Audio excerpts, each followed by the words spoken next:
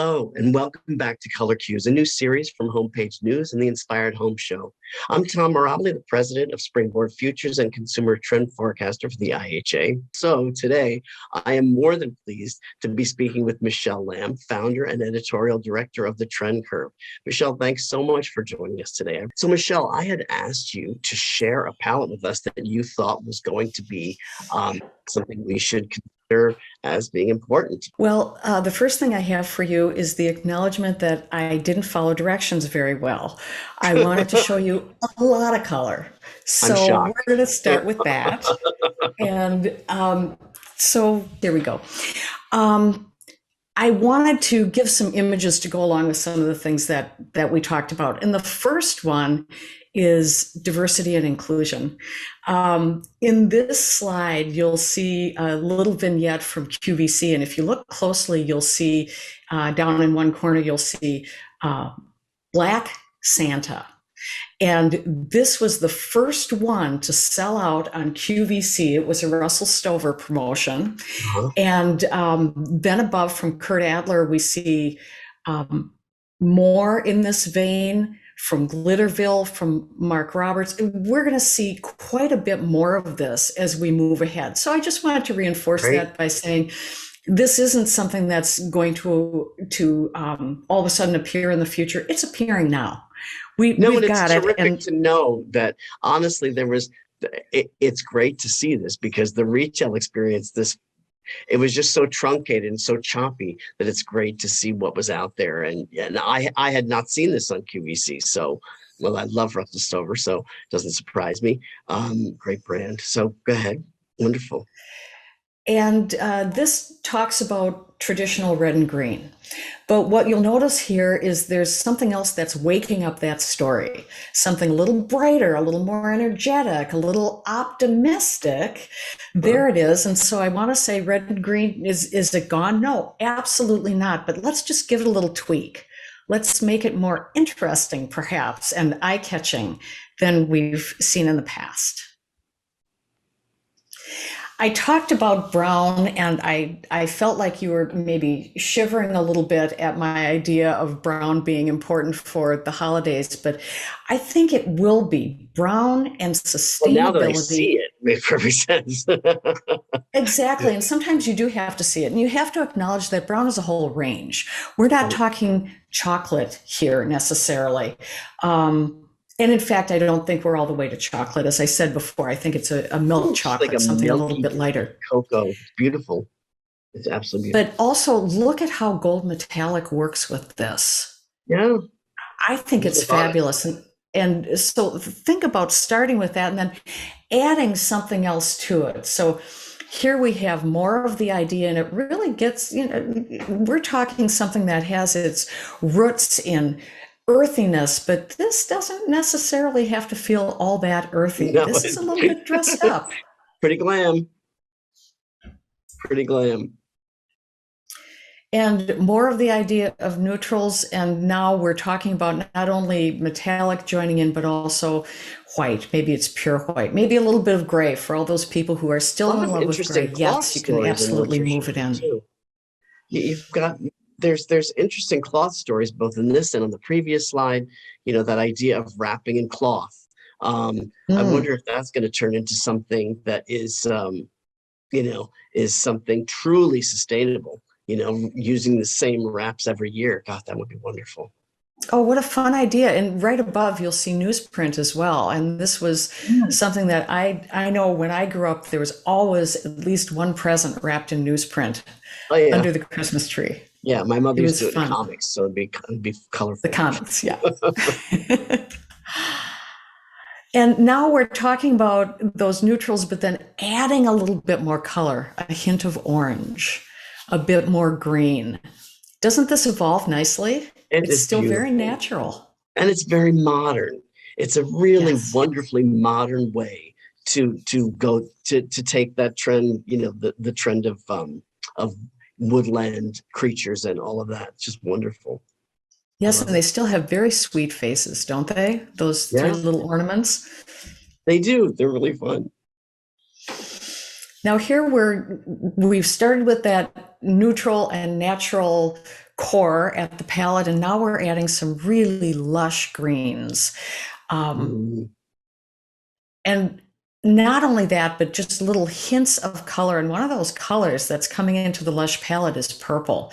It's a nice, rich purple, and you can see it in the center of the screen. And I like it. I actually like it better than I like red. But if you have red and you're seeing some sort of a berry or a cranberry or something like that, and then you get these purples together, I don't know. I just think this is enough to make you cry. It's just gorgeous. I love it. I love the addition of purple. It's something fresh and rich at the same time. Exactly.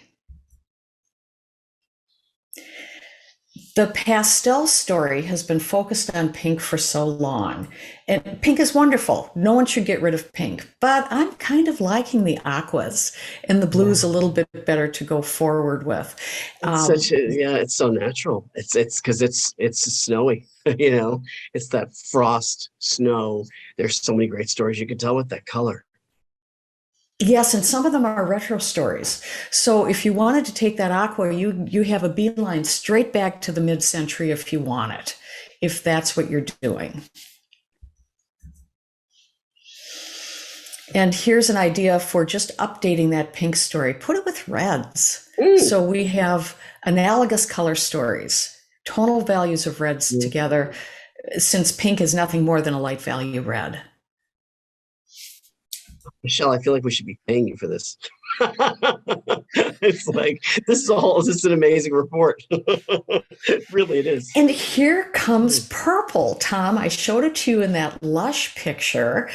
But this is very, very early on now. We're starting to see hints and details. And one really great way to work purple in is to start with pink and red, join it with that. But I think purple is remarkable and regal. And, the last time we had purple in any big way, we were recovering from the Great Recession.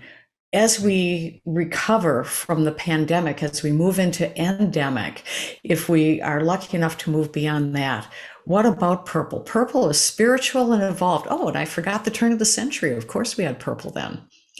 Well, what's interesting to me is I would have anticipated seeing it with silvers, and it looks beautiful with gold. I mean, it looks absolutely gorgeous. I honestly wouldn't have been my first pairing, but it looks wonderful with having all that gold in there.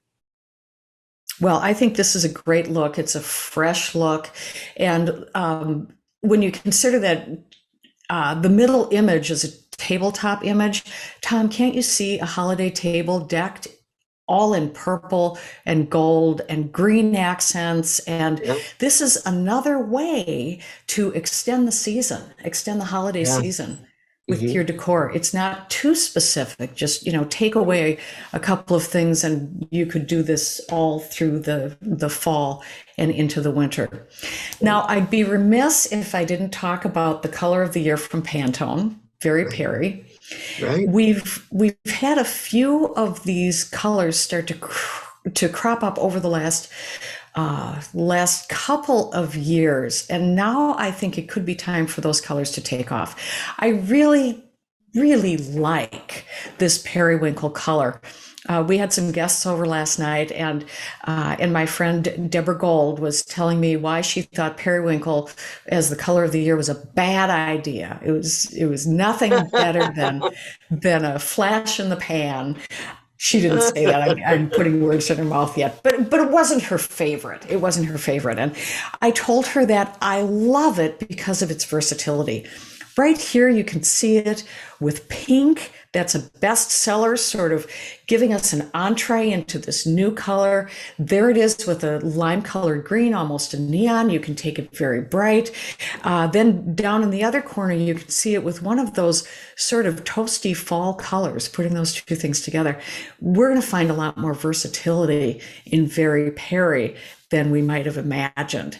as You time had goes mentioned on. that when it was first announced, you'd mentioned that to me. And honestly, I look at the upper right and I'm so impressed by the way here it's been launched into a reinvention of the entire rainbow. So it's like it's blue becomes Perry and the red becomes a little bit more scarlet and that pink becomes more coral and the yellow becomes goldenrod. It was really it's used to its best power there. I really like it. Well, And if you can imagine, I don't have a picture here for you to see, but imagine taking all those deep, dark values, black and indigo and the very darkest blood red, and now you put Very Perry with it. Wow. It uh-huh. just, Yeah. it just, You had mentioned when it it first pops. came out, you were talking about it with neon, with like Mhm. neon green and things like that. Again, I hadn't even thought of that, but it's a great counterpoint to that as well. Well, all right, I'm Well, sold on it. and here's the idea of using some of those neons on their own, though you can see I couldn't resist Ah, throwing in one little of Very course. Perry color. Oh, these are great. These are great. And aren't they fun? They So if really you're are. feeling completely optimistic, this is an opportunity for you to express that in your decor. And what about gnomes? So are gnomes clearly are carrying through? Oh, I think they have to. I think they have to. They're they're too significant and they're too magical. And this is a moment in time when a lot of people are looking for magical thinking. Oh, Gnomes, don't elves, worry. fairies, yes, angels, of course. Great. And there it is. Michelle, it's always just wonderful speaking to you. You're always inspirational.